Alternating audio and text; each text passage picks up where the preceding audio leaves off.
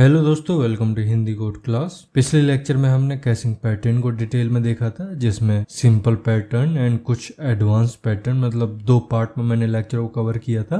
तो जिन भी लोगों ने वो लेक्चर नहीं देखे हैं, एक बार वो ज़रूर देख लें। इसके बाद आज हम उन्हीं पैटर्न्स को अपने spring boot e commerce application में इम्प्लीमेंट करने वाले हैं। तो चलिए शुरू करते हैं। अब यहाँ कोड लिखने से पहले हम ये समझ लेते हैं कि किस सर्विस में कौन से पैटर्न की ज़रूरत है। मतलब यहाँ पर हमारे पास काफ़ी सारी सर्विसेज हैं एंड काफ़ी सारे पैटर्न भी हैं, तो किस सर्विस में कौन से पैटर्न की ज़रूरत होने वाली है। मतलब यहाँ पर ऐसा भी नहीं है कि एक सर्विस में हमें सिर्फ एक ही पैटर्न की ज़रूरत पड़ने वाली है। मैंने बताया था आपको कि एक सर्विस में हम मल्टीपल पैटर्न यूज कर सकते हैं, जैसे रिक्वायरमेंट होती है उस हिसाब से यूज कर लेते हैं। तो यहाँ पर हमें ये भी देखना पड़ेगा कि किस सर्विस में मल्टीपल कैशिंग पैटर्न की ज़रूरत है एंड किस पैटर्न में सिंगल पैटर्न की ज़रूरत है एंड वो पैटर्न कौन सा है।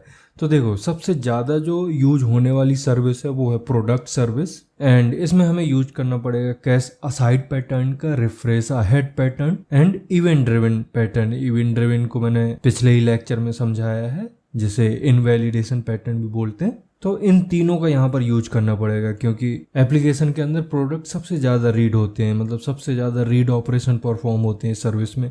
इस वजह से यहाँ पर ये पैटर्न लगाना ज़्यादा बढ़िया रहेगा। अब इस सर्विस में एक और सर्विस है कैटेगरी सर्विस, मतलब कैटेगरी एंड प्रोडक्ट दोनों को एक साथ ही हमने रखा था।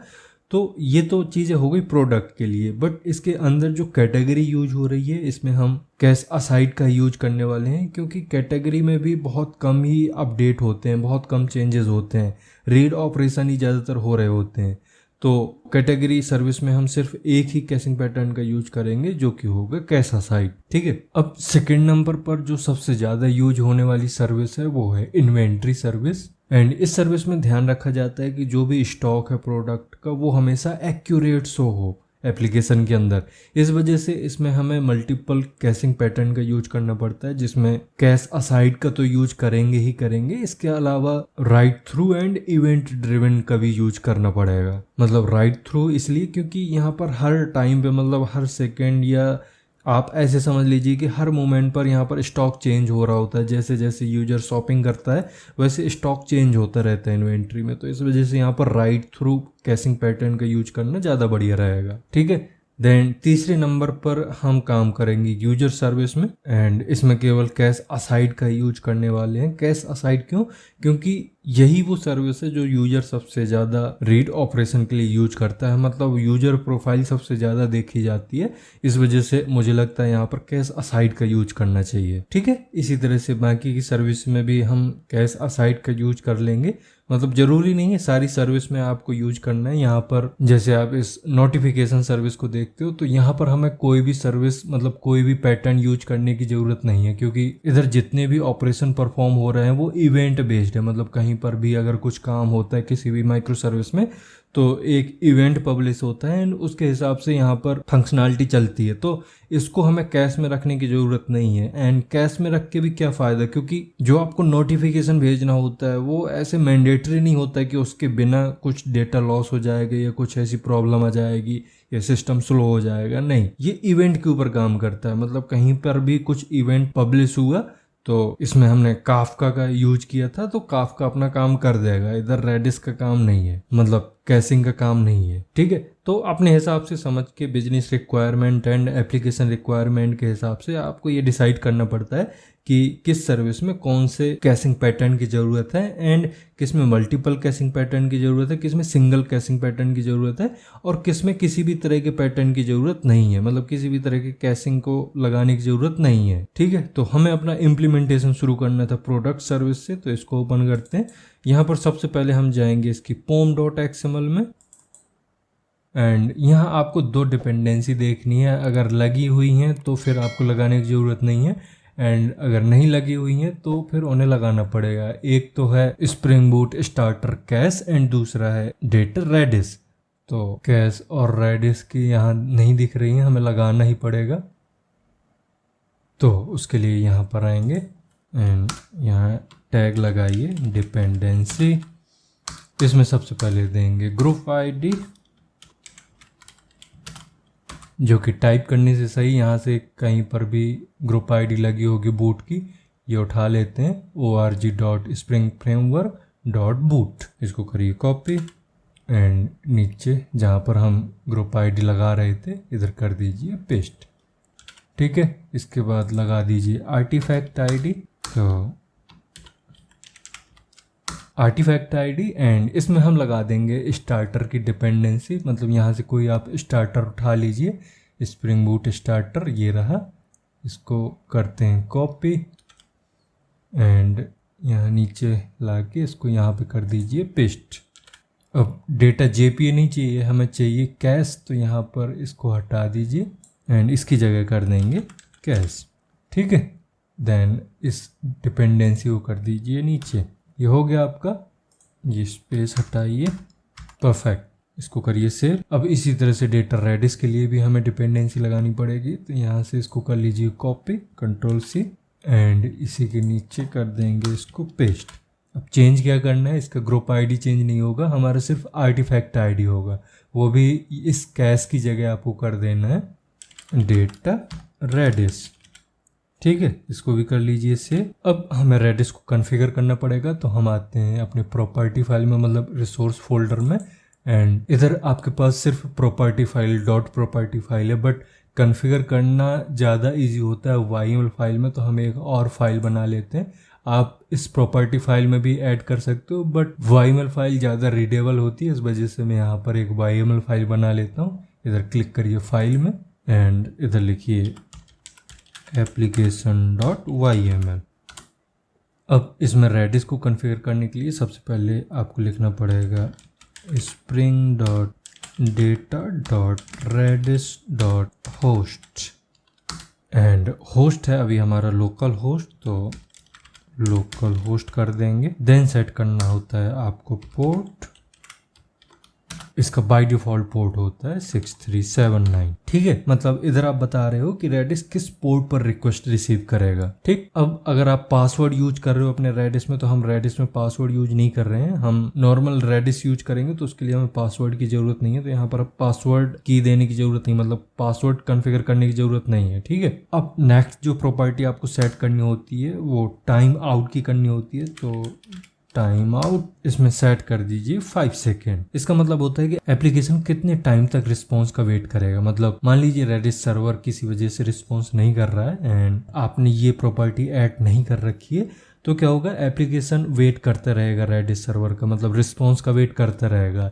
एंड इस सिचुएशन में काफ़ी सारी रिक्वेस्ट पेंडिंग रहेंगी, मतलब काफ़ी सारी रिक्वेस्ट क्यू में लगी रहेंगी कि पहली रिक्वेस्ट को रिस्पॉन्स मिले तो दूसरी रिक्वेस्ट जाए रेडिस के पास। तो इस केस में एप्लीकेशन धीरे धीरे स्लो होने लग जाएगा। मतलब जब मल्टीपल रिक्वेस्ट रेडिस सर्वर का वेट करेंगी एंड उनको रिस्पॉन्स नहीं मिलेगा, तो धीरे धीरे रिक्वेस्ट बढ़ती चली जाएंगी और एप्लीकेशन को रिस्पॉन्स नहीं मिलेगा, जिस वजह से जो एप्लीकेशन है उसकी परफॉर्मेंस डाउन हो जाएगी एंड धीरे धीरे वो हैंग करना शुरू कर देगा। इस वजह से यहाँ पर ये टाइम आउट की प्रॉपर्टी ऐड करना बहुत ज़रूरी है। यहाँ पर क्या होगा, एप्लीकेशन सिर्फ 5 सेकंड तक वेट करेगा रिस्पॉन्स का, एंड अगर रेडिस सर्वर 5 सेकंड के अंदर रिस्पॉन्स कर देता है तब तो वेल एंड गुड है, एंड अगर 5 सेकंड तक रिस्पॉन्स नहीं करता तो एप्लीकेशन एक एक्सेप्शन थ्रो कर देगा। इससे क्या होगा, जो एप्लीकेशन है वो फ्रीज नहीं होता, काम करता रहता है। मतलब 5 सेकंड के लिए फ्रीज होगा, तो 5 सेकंड एप्लीकेशन हैंडल कर सकता है, लेकिन जब बहुत ज़्यादा टाइम हो जाता है एंड रिक्वेस्ट बढ़ती चली जाती है तब प्रॉब्लम होती है।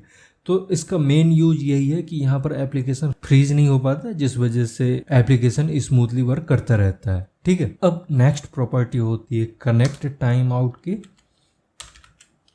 एंड इसमें भी हम सेट करेंगे 5 सेकेंड। अब ये क्या करेगा, ये Spring Boot application and Redis server के बीच में कनेक्शन एस्टेब्लिश करेगा। मतलब ये कनेक्शन एस्टेब्लिश करने का मैक्सिमम टाइम होता है जो यहाँ पर हम प्रॉपर्टी सेट कर रहे हैं, एंड इस टाइम के बीच में ही इसको कनेक्शन एस्टेब्लिश करना पड़ता है। मतलब जो स्प्रिंग बूट एप्लीकेशन है वो 5 सेकेंड तक रेडिस सर्वर से कनेक्ट होने का ट्राई करेगा, एंड अगर 5 सेकेंड में रेडिस सर्वर से कनेक्ट नहीं हो पाता है तो यहाँ पर एक एरर थ्रो कर देगा, जिसके बाद रिक्वेस्ट फेल हो जाएगी। ठीक है, मतलब इस प्रॉपर्टी के थ्रू हम कनेक्ट होने के लिए, कनेक्ट होने का मतलब रेडिस सर्वर से कनेक्ट होने का जो मैक्सिमम टाइम है वो सेट कर रहे हैं। अब इधर काफी सारे डेवलपर के दिमाग में डाउट होता है time out and connect time out को लेकर। तो देखो, जो टाइम आउट प्रॉपर्टी है ये रेडिस से आने वाले रिस्पॉन्स का वेट करने का टाइम है। मतलब एप्लीकेशन यहाँ पर रेडिस सर्वर का 5 सेकेंड तक वेट करेगा, रेडिस सर्वर कि रिस्पॉन्स का वेट करेगा। बट ये जो दूसरी प्रॉपर्टी है ये कनेक्शन एस्टेब्लिश करने के लिए यूज होती है। मतलब ये स्प्रिंग को बता रहा है कि आपको कितने समय तक रेडिस सर्वर से कनेक्ट होने का ट्राई करते रहना है। यहाँ पर अगर तुरंत कनेक्ट नहीं हुआ रेडिस सर्वर तो एटलीस्ट 5 सेकेंड तक ट्राई करता रहेगा, इसके बाद एक्सेप्शन थ्रो करेगा। इसका मतलब है जो कनेक्ट टाइम आउट है ये प्रॉपर्टी पहले एग्जीक्यूट होती है, मतलब इसका काम पहले होता है, एंड कनेक्ट होने के बाद फिर ये टाइम आउट प्रॉपर्टी का काम चलता है। मतलब अगर कनेक्शन ही एस्टेब्लिश नहीं हुआ तो रिस्पॉन्स किससे लेगा, तो पहले कनेक्शन एस्टेब्लिश होना जरूरी है। तो पहले Spring Boot application and Redis server का कनेक्शन एस्टेब्लिश होता है।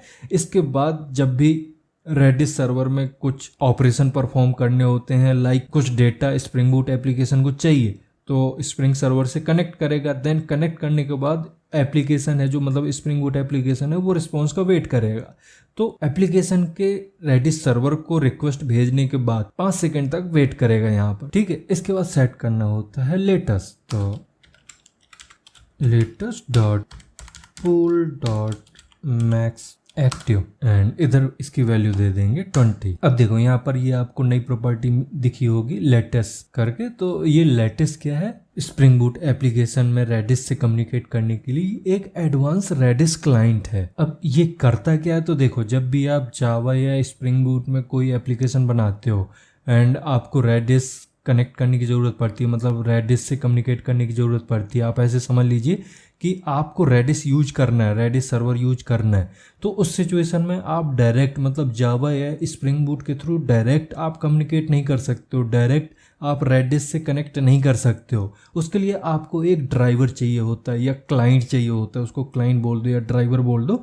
तो उसी क्लाइंट या ड्राइवर का नाम यहाँ पर लेटेस है, ठीक है। अब ये लेटेस स्प्रिंग बूट 2.0 से डिफॉल्ट रेडिस क्लाइंट यूज होता है, इस वजह से यहाँ पर इसको कॉन्फ़िगर करना जरूरी हो जाता है। अब अगर इससे रिलेटेड इंटरव्यू में क्वेश्चन आते हैं तो यहाँ पर आपको कुछ इंपॉर्टेंट पॉइंट याद रखना है कि ये जो लेटेस है ये पूरी तरह नेटिव फ्रेमवर्क पर डेवलप किया गया है। इसके साथ ही ये थ्रेड से भी होता है। इसका मतलब है आपके जितने भी यूजर हैं या जितनी भी रिक्वेस्ट हैं वो सब एक ही कनेक्शन का यूज करके रेडिस सर्वर से कम्युनिकेट कर सकती हैं।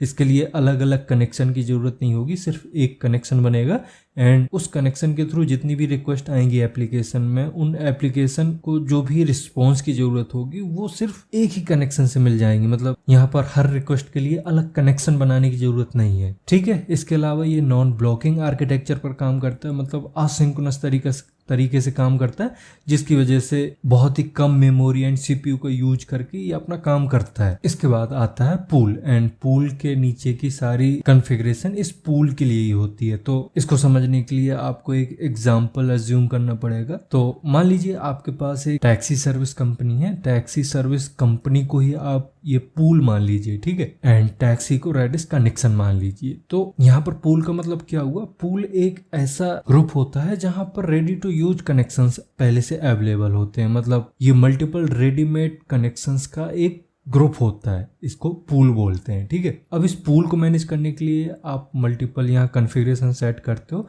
एंड पहली कॉन्फ़िगरेशन जो हमने सेट की है उसमें मैक्स एक्टिव 20 दिया है। इसका मतलब है इस पूल के अंदर कितने एक्टिव कनेक्शन रहेंगे, तो 20 एक्टिव कनेक्शन रहने वाले हैं। आप इसको ऐसे समझ लीजिए जैसे अभी हमने एग्जांपल लिया था टैक्सी सर्विस का, तो टैक्सी सर्विस में जो एकदम रेडी टैक्सी हैं, मतलब जिनका यूज कस्टमर कभी भी कर सकता है, वो कितनी टैक्सीज हैं, तो वो 20 टैक्सीज हैं इस पूल के अंदर, मतलब इस टैक्सी सर्विस कंपनी के पास, ठीक है। अब इस प्रॉपर्टी का फायदा ये होता है कि इसके थ्रू आप ऐसा नहीं होता है कि अनलिमिटेड कनेक्शन क्रिएट कर लो या यूं कहूँ कि अनलिमिटेड रिक्वेस्ट रेडिस सर्वर के पास भेज दो। इससे रेडिस सर्वर लोड लेना शुरू हो जाएगा, मतलब रेडिस सर्वर के पास काफ़ी सारा प्रेशर पहुंच जाएगा, जिस वजह से हो सकता है कि वो क्रैश हो जाए या बंद हो जाए। तो इस वजह से यहाँ पर एक प्रॉपर्टी सेट करते हैं मैक्स एक्टिव की। इसका मतलब होता है कि आप इस रेडिस सर्वर में ज़्यादा से ज़्यादा 20 कनेक्शन बना सकते हो, मतलब 20 कनेक्शन के थ्रू रिक्वेस्ट भेज सकते हो रेडिस सर्वर के पास।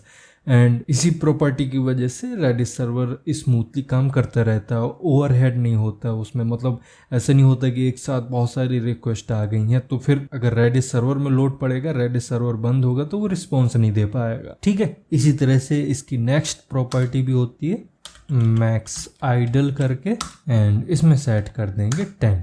इसका मतलब है कि जब कोई रिक्वेस्ट नहीं आ रही है, मतलब एप्लीकेशन में बहुत ज़्यादा ट्रैफिक नहीं आ रहा है, तो यहाँ पर पोल अपने 10 कनेक्शन को एकदम रेडी टू यूज रखेगा। मतलब इधर आपको दो चीज़ें क्लियर हुई। पहली चीज़ कि आप रेडिस सर्वर से कम्युनिकेट करने के लिए सिर्फ 20 कनेक्शन ही अप्लाई कर सकते हो, 20 कनेक्शन ही बना सकते हो। एंड दूसरी चीज़, जब आपके पास ट्रैफिक नहीं आ रहा है तो आपके पास 10 कनेक्शन ऐसे होंगे जो हमेशा रेडी टू यूज पोजीशन में होंगे। मतलब वो 10 कनेक्शन ही अवेलेबल रहेंगे एंड जो बचे हुए 10 कनेक्शन है वो रेडी नहीं रहेंगे उस टाइम पर। इससे क्या होगा, अननेसेसरी सीपीयू एंड मेमोरी का यूज कम हो जाएगा। ठीक है, अब ये तो हो गई मैक्सिमम आइडल कनेक्शन की बात, मतलब ज़्यादा से ज़्यादा इधर 10 कनेक्शन आपको अवेलेबल रहेंगे, लेकिन कम से कम कितने रहने चाहिए वो भी आपको सेट करना पड़ता है। तो यहाँ पर मिन आइडल यूज कर दो एंड इधर अभी के लिए हम कर देंगे 5। मतलब हम इस कॉन्फ़िगर को हम अपनी एप्लीकेशन के अकॉर्डिंग कॉन्फ़िगर कर रहे हैं। एंड आप अगर किसी बड़ी एंटरप्राइज एप्लीकेशन पर काम कर रहे हो तो उसमें आपको ये प्रॉपर्टी थोड़ी सी चेंज दिख सकती है, मतलब उनकी वैल्यू चेंज दिख सकती है। ठीक है, अब मान लीजिए आपके जो 20 कनेक्शन है, मतलब जो मैक्स एक्टिव कनेक्शन है 20, वो सब बिजी चल रहे हैं, मतलब वो सब किसी न किसी रिक्वेस्ट को हैंडल कर रहे हैं।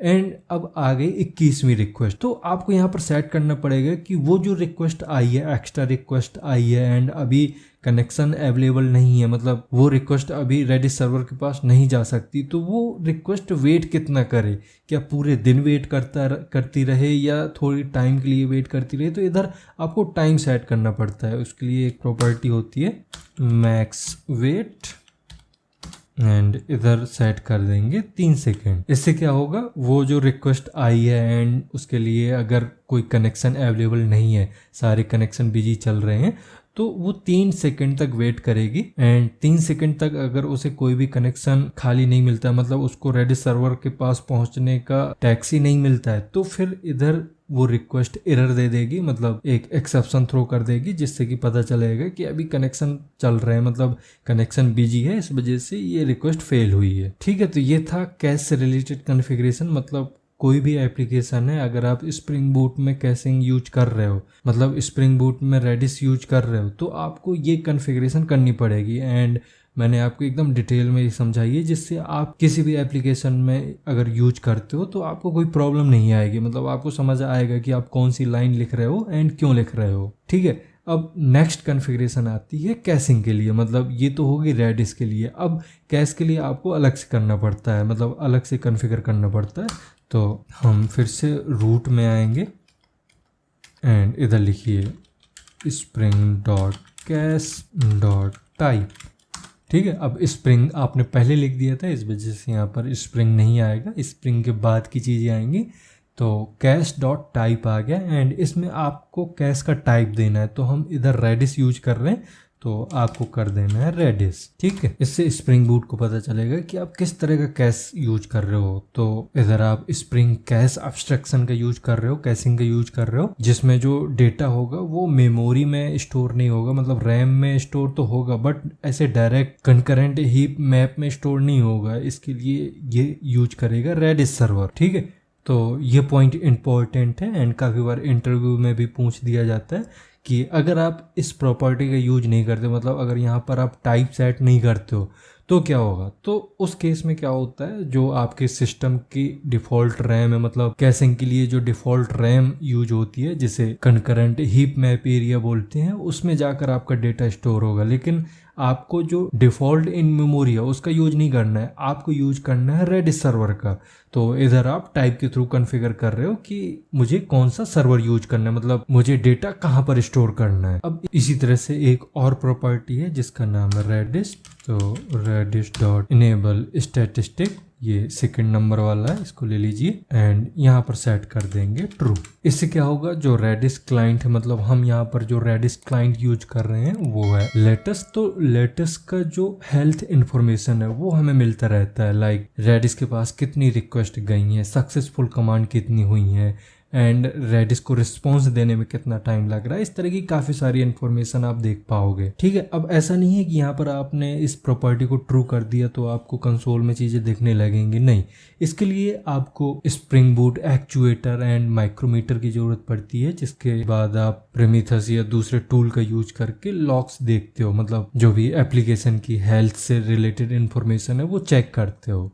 And production level enterprise application में इसी तरह का कुछ प्रॉपर्टी यूज किया जाता है, जिसकी वजह से रियल टाइम पर ही बैकएंड टीम ये चेक कर लेती है कि कितनी रिक्वेस्ट जा रही है एप्लीकेशन में एंड उसको रिस्पॉन्स देने में टाइम कितना लग रहा है। एंड अगर टाइम ज़्यादा लग रहा है या कुछ भी इशू होता है तो उसी टाइम पर उस प्रॉब्लम को सॉल्व किया जाता है, उस प्रॉब्लम को ठीक किया जाता है। तो ये फ़ायदा होता है इस प्रॉपर्टी का। ठीक है, इसको करिए सेव। तो इस तरह से आपको ये सारी कॉन्फ़िगरेशन सेट करनी है एंड अब हमें एक एक सर्विस में अपने पैटर्न को इम्प्लीमेंट करना है। मतलब अभी हमें कॉन्फ़िगरेशन भी ऐड करनी पड़ेगी, जिसके लिए हमें कॉन्फ़िग क्लासेस बनानी पड़ेंगी एंड देन हम प्रोडक्शन लेवल तरीके से अपने प्रोजेक्ट में पैटर्न को इम्प्लीमेंट कर पाएंगे। तो ये सब एक ही लेक्चर में कवर करना ठीक नहीं रहेगा, मैं स्टेप बाय स्टेप आपको बताता जाऊंगा, इससे चीज़ें भी क्लियर होंगी। एंड ये कोड आप किसी भी तरह के एप्लीकेशन में यूज कर सकते हो, मतलब जहाँ पर भी आपको रेडिस का यूज करना है या पैटर्न्स का यूज करना है, वहाँ पर आप जो भी मैं इस लेक्चर में एंड आगे आने वाले लेक्चर में कोड बताऊंगा वो आप इम्प्लीमेंट कर पाओगे। तो यहाँ पर हम पूरे पैटर्न इम्प्लीमेंटेशन को पार्ट्स में डिवाइड करने वाले हैं, काफ़ी सारे लेक्चर बनेंगे। तो आप इन लेक्चर को आराम से समझकर अपने एप्लीकेशन में, जिस भी एप्लीकेशन पर आप काम कर रहे हो उसमें इम्प्लीमेंट कर सकते हो। तो इस लेक्चर में अभी इतना ही रहने देते हैं एंड नेक्स्ट लेक्चर में हम कुछ और चीज़ें इम्प्लीमेंट करेंगे, मतलब इस कोड को कंटिन्यू करते हुए कुछ और क्लासेस में काम करेंगे। तो अब मिलते हैं नेक्स्ट लेक्चर में। Thank you.